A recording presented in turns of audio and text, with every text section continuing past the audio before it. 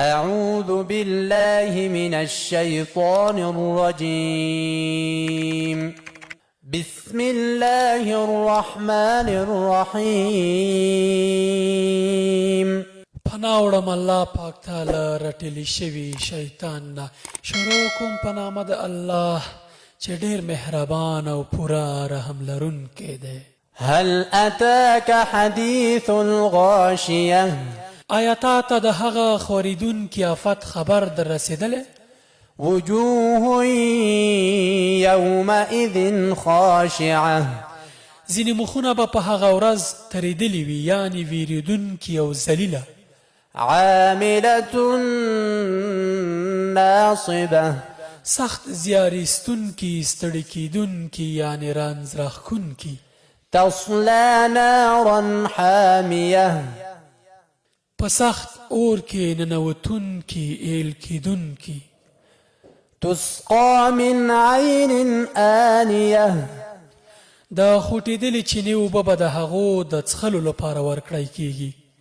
ليس لهم طعام إلا من ضريع.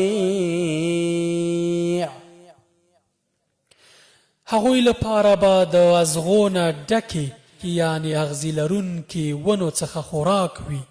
لا يسمن ولا يغني من جوع. چې نه به پرې چاغېږي او نه به یې لوږه پرې ایسته کېږي. وجوه يومئذ ناعمة. ځینې مخونه به په دغه ورځ ښېرازه وي، یعنې د نعمتونو اغېز به پر دوی ښکاري. لسعيها راضية. په خپلو کړنو به خوشحاله وي، یعنې په دنیا کې چې کومې کړنې کړي پر هغوی به هلته هغوی خوشحاله وي او نعمتونو کې به مالامال وي. في جنة عالية. په جنت کې په لوړ مقام کې به وي.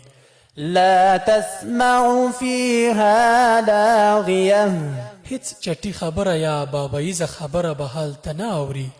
فيها عين جارية. هلته به بهیدونکې چینې وي. فيها سرر مرفوعة. په هغې کې به د ناستې لپاره لوړ تختونه وي. وأكواب موضوعة. او ډکې پیالې به ایښودل شوي وي.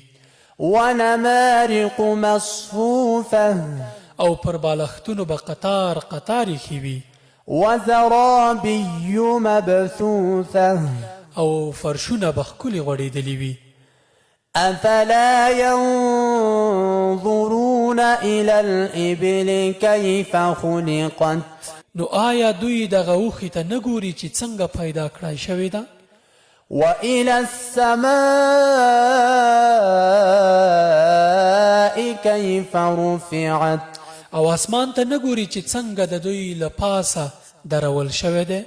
وإلى الجبال كيف نصبت. او غرونو ته نه ګوري چې څنګه خخ درول شوي دي؟ وإلى الأرض كيف سطحت. او ځمکې ته نه ګوري چې څنګه غوړول شوې ده؟ فذكر إنما أنت مذكر. ښه نو ای پیغمبره نصیحت کوه، ځکه ته یوازې نصیحت کوونکی یې. لست عليهم بمسيطر. ته پر هغوی زور زیاتی کوونکی نه یې. إلا من تولى وكفر.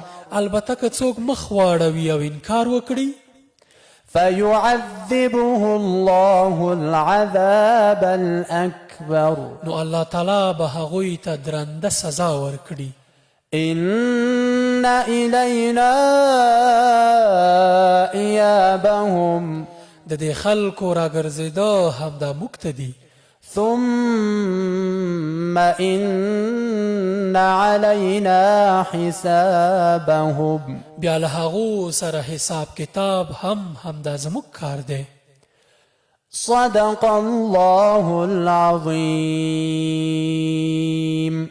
رښتیا وویل عظیم او لوی رب. وإذا سألك عبادي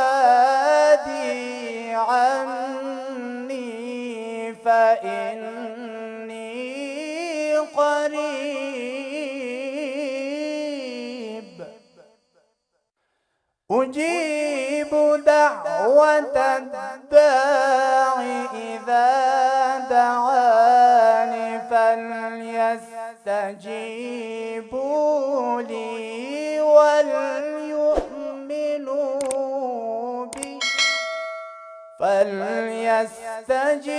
فليستجيبوا لي